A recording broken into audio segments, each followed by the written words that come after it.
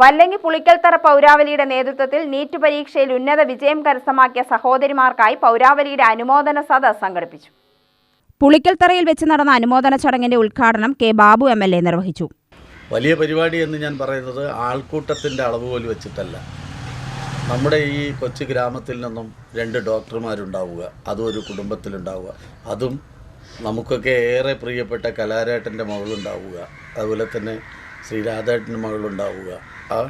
ആ നിലയിലേക്ക് 2 ഡോക്ടർമാരെ വാർത്തെടുക്കാൻ ഈ മണ്ണിന് കഴിഞ്ഞു എന്നത് ഈ പരിപാടിയുടെ പങ്കാളിത്തത്തിൽ ചെറുതാണെങ്കിലും വലിപ്പത്തിൽ വളരെ വളരെ മുന്നിൽ നിൽക്കുന്നതാണ്. അതുകൊണ്ട് തന്നെ അവരുടെ മക്കൾ ഏറ്റവും നമ്മളെക്കാൾ വളരെ ഉയരങ്ങളിലേക്ക് വരുമ്പോൾ അവരെ ആദരിക്കുക എന്നതൊരു നാടിൻ്റെ കടമയാണ്.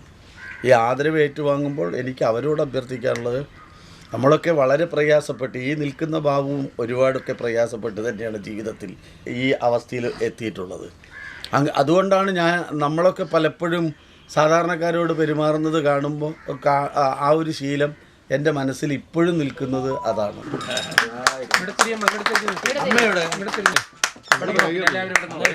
ഞാൻ കഴിഞ്ഞ ആഴ്ച പോയി കൈ മുറിച്ച് പറഞ്ഞ കുട്ടി.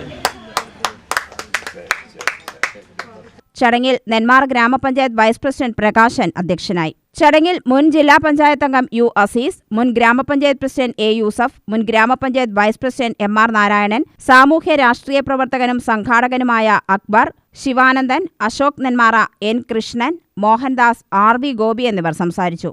മികച്ച സാമൂഹ്യ സാംസ്കാരിക പ്രവർത്തകനായിരുന്ന അന്തരിച്ച V. കലാധരന്റെയും അദ്ദേഹത്തിന്റെ സഹോദരൻ V. രാധാകൃഷ്ണന്റെയും മക്കളാണ് നീറ്റ് പരീക്ഷയിൽ മികച്ച വിജയം കരസ്ഥമാക്കിയ ചൈതന്യയും ചന്ദനയും. കോഴിക്കോട് മെഡിക്കൽ കോളേജിലും കോട്ടയ്ക്കൽ ആര്യവൈദ്യശാലയിലുമായി MBBS-നും BMS എന്നിവയിൽ അഡ്മിഷൻ നേടിയിരിക്കുകയാണ് സഹോദരികൾ. തുടർന്ന് പുളിക്കൽത്തറയിൽ നിന്നും +2 ഫുൾ A+ നേടിയ രജിത R. നെയും ചടങ്ങിൽ അനുമോദിച്ചു. UTV news, Palakkad.